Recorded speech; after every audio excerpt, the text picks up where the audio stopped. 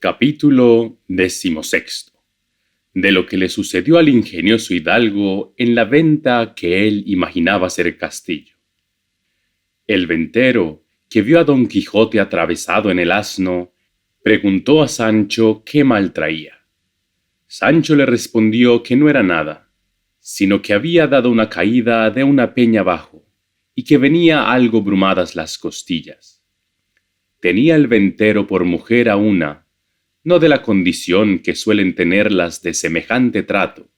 porque naturalmente era caritativa y se dolía de las calamidades de sus prójimos. Y así acudió luego a curar a Don Quijote, y hizo que una hija suya, doncella, muchacha y de muy buen parecer, la ayudase a curar a su huésped. Servía en la venta asimesmo una moza asturiana, ancha de cara, llana de cogote, de nariz roma, del un ojo tuerta y del otro no muy sana. Verdad es que la gallardía del cuerpo suplía las demás faltas. No tenía 7 palmos de los pies a la cabeza, y las espaldas, que algún tanto le cargaban, la hacían mirar al suelo más de lo que ella quisiera.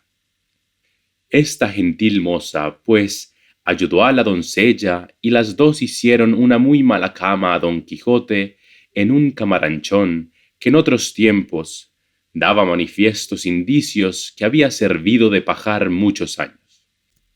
en la cual también alojaba un arriero, que tenía su cama hecha un poco más allá de la de nuestro Don Quijote, y aunque era de las enjalmas y mantas de sus machos, hacía mucha ventaja a la de Don Quijote, que sólo contenía 4 mal lisas tablas sobre 2 no muy iguales bancos, y un colchón que en lo sutil parecía colcha, lleno de bodoques que a no mostrar que eran de lana por algunas roturas, al tiento en la dureza semejaban de guijarro, y 2 sábanas hechas de cuero de adarga y una frazada, cuyos hilos, si se quisieran contar, no se perdiera uno solo en la cuenta. En esta maldita cama se acostó Don Quijote, y luego la ventera y su hija le emplastaron de arriba abajo, alumbrándoles maritornes, que así se llamaba la asturiana, y como al bismaye viese la ventera tan acardenalado a partes a Don Quijote, dijo que aquello más parecían golpes que caída. No fueron golpes, dijo Sancho, sino que la peña tenía muchos picos y tropezones, y que cada uno había hecho su cardenal. Y también le dijo: haga vuestra merced, señora, de manera que queden algunas estopas, que no faltará quien las haya menester, que también me duelen a mí un poco los lomos. De esa manera, respondió la ventera, también debisteis vos caer. No caí, dijo Sancho Panza, sino que del sobresalto que tomé de ver caer a mi amo, de tal manera me duele a mí el cuerpo que me parece que me han dado 1000 palos. Bien podrá ser eso, dijo la doncella, que a mí me ha acontecido muchas veces soñar que caía de una torre abajo y que nunca acababa de llegar al suelo, y cuando despertaba del sueño, hallarme tan molida y quebrantada como si verdaderamente hubiera caído. Ahí está el toque, señora, respondió Sancho Panza, que yo, sin soñar nada, sino estando más despierto que ahora estoy, me hallo con poco menos cardenales que mi señor Don Quijote. ¿Cómo se llama este caballero?, preguntó la asturiana Maritornes. Don Quijote de la Mancha, respondió Sancho Panza, y es caballero aventurero, y de los mejores y más fuertes que de luengos tiempos acá se han visto en el mundo. ¿Qué es caballero aventurero?, replicó la moza. ¿Tan nueva sois en el mundo que no lo sabéis vos?, respondió Sancho Panza. Pues sabed, hermana mía, que caballero aventurero es una cosa que en 2 palabras se ve apaleado y emperador. Hoy está la más desdichada criatura del mundo y la más menesterosa, y mañana tendría 2 o 3 coronas de reinos que dar a su escudero. Pues, ¿cómo vos, siéndolo deste tan buen señor, dijo la ventera, no tenéis, a lo que parece, siquiera algún condado, Aún es temprano, respondió Sancho, porque no ha sido un mes que andamos buscando las aventuras, y hasta ahora no hemos topado con ninguna que lo sea. Y tal vez hay que se busca una cosa y se halla otra. Verdad es que si mi señor Don Quijote sana de esta herida o caída y yo no quedo con trecho de ella, no trocaría mis esperanzas con el mejor título de España. Todas estas pláticas estaba escuchando muy atento Don Quijote, y sentándose en el lecho como pudo, tomando de la mano a la ventera, le dijo: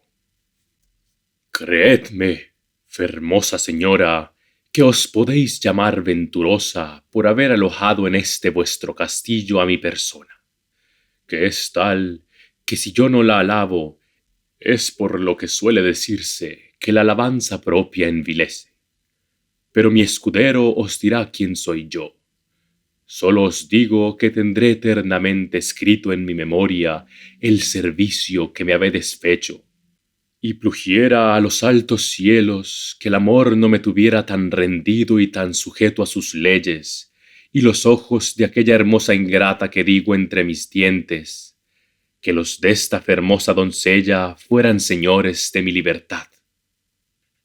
Confusas estaban la ventera y su hija y la buena de Maritornes, oyendo las razones del andante caballero, que así las entendían como si hablara en griego,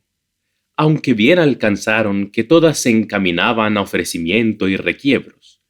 y como no usadas a semejante lenguaje, mirábanle y admirábanse, y parecíales otro hombre de los que se usaban.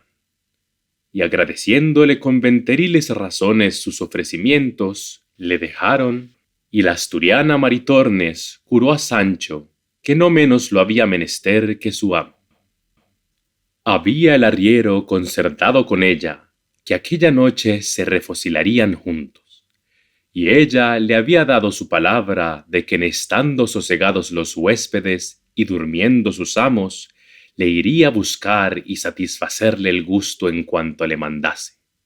Y cuéntase de esta buena moza que jamás dio semejantes palabras que no las cumpliese, aunque las diese en un monte sin testigo alguno, porque presumía de muy hidalga, y no tenía por afrentar estar en aquel ejercicio de servir en la venta, porque decía ella que desgracias y malos sucesos la habían traído a aquel estado.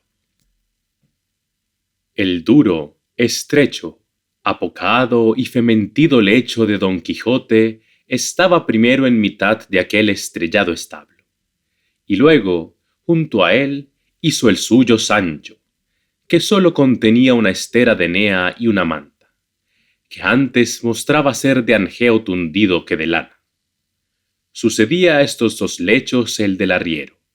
fabricado, como se ha dicho, de las enjalmas y de todo el adorno de los mejores mulos que traía, aunque eran 12, lucios, gordos y famosos, porque era uno de los ricos arrieros de Arévalo, según lo que dice el autor de esta historia, que de este arriero hace particular mención, porque le conocía muy bien y aún quieren decir que era algo pariente suyo. Fuera de que Cide Hamete Benengeli fue historiador muy curioso y muy puntual en todas las cosas.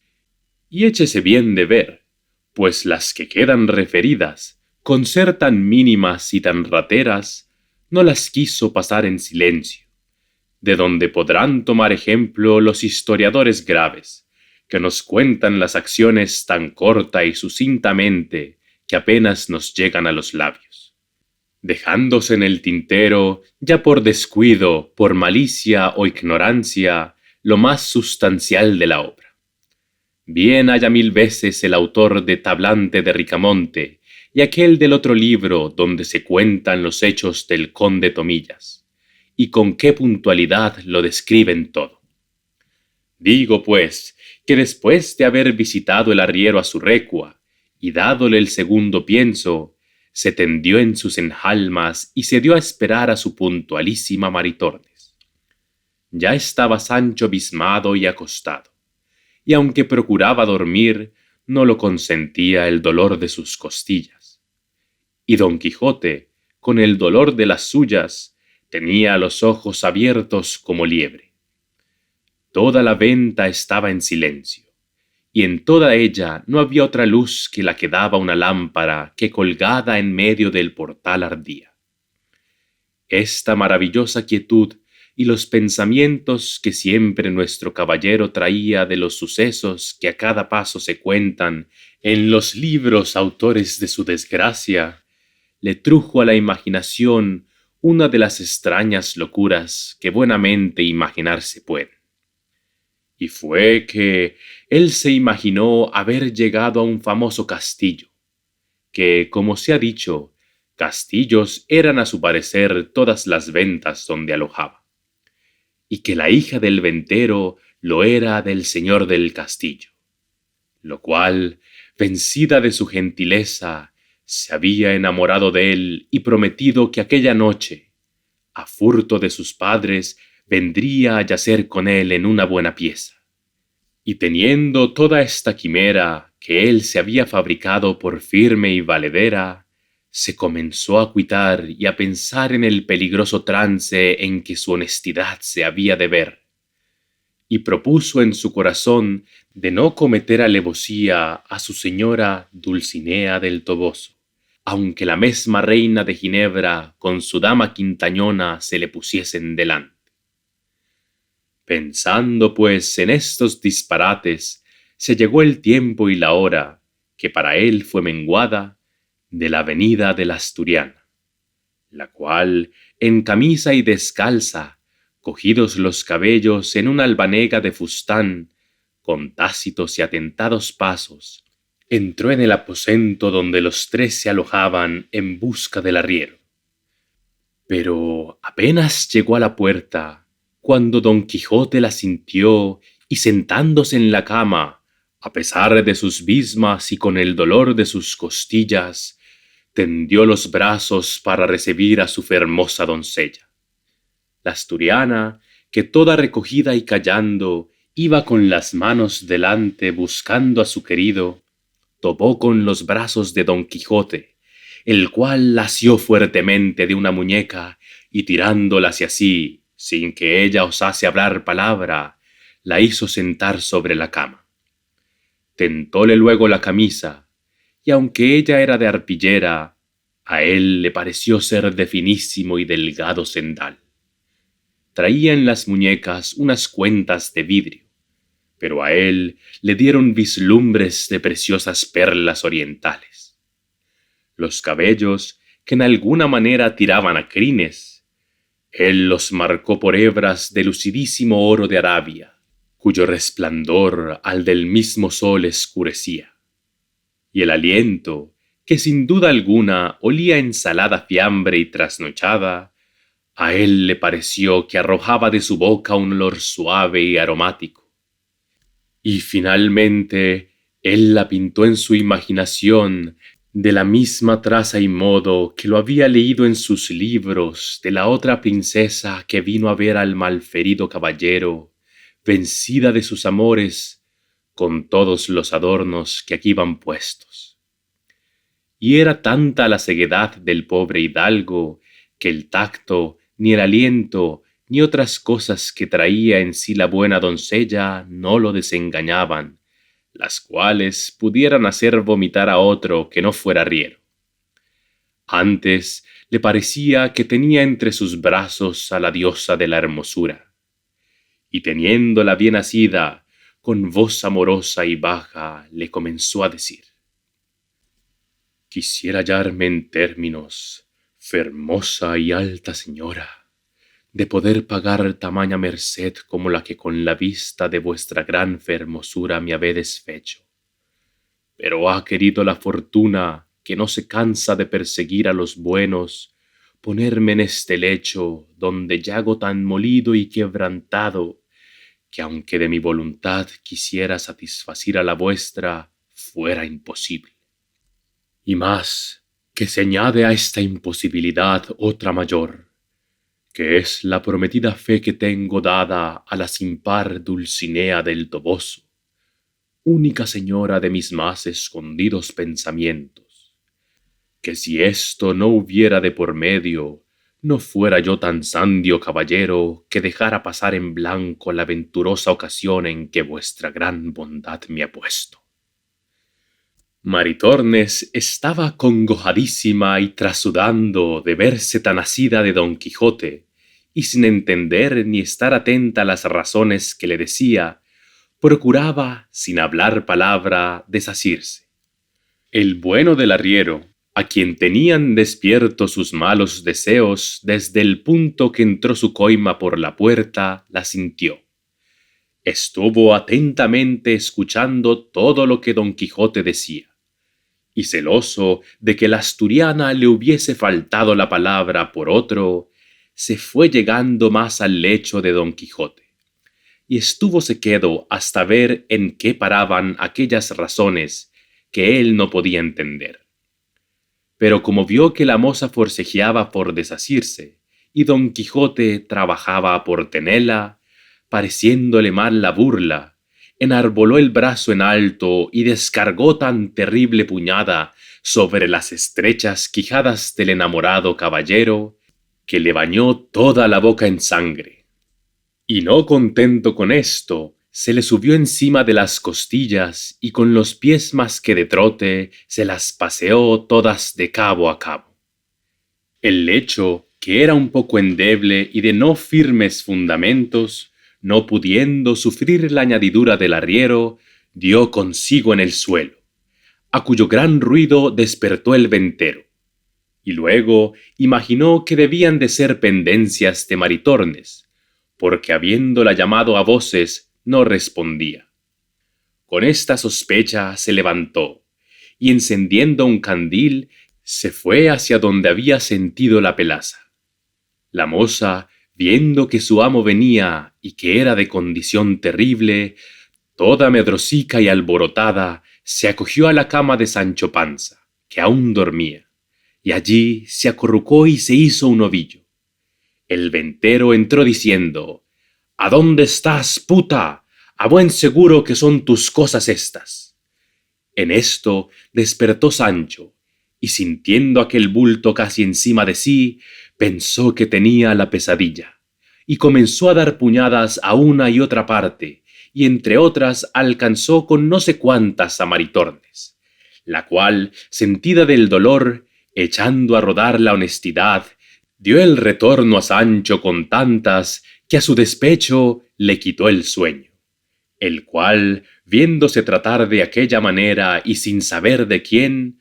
alzándose como pudo, se abrazó con Maritornes, y comenzaron entre los dos la más reñida y graciosa escaramuza del mundo.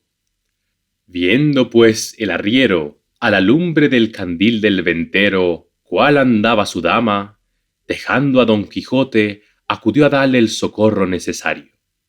Lo mismo hizo el ventero, pero con intención diferente, porque fue a castigar a la moza, creyendo, sin duda, que ella sola era la ocasión de toda aquella armonía. Y así como suele decirse, el gato al rato, el rato a la cuerda al palo, daba el arriero a Sancho, Sancho a la moza a él, el ventero a la moza, y todos menudeaban con tanta priesa que no se daban punto de reposo. Y fue lo bueno que al ventero se le apagó el candil,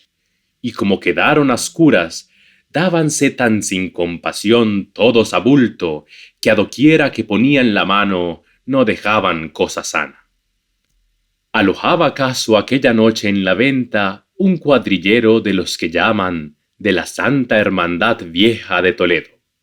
el cual, oyendo ansimesmo el extraño estruendo de la pelea, asió de su media vara y de la caja de lata de sus títulos, y entró a oscuras en el aposento diciendo: «Ténganse a la justicia, ténganse a la Santa Hermandad». Y el primero con quien topó fue con el apuñado de Don Quijote, que estaba en su derribado lecho, tendido boca arriba, sin sentido alguno, y echándole a tiento manos a las barbas, no cesaba de decir: «Favor a la justicia». Pero viendo que el que tenía sido no se bullía ni meneaba, se dio a entender que estaba muerto, y que los que allí dentro estaban eran sus matadores. Y con esta sospecha reforzó la voz diciendo: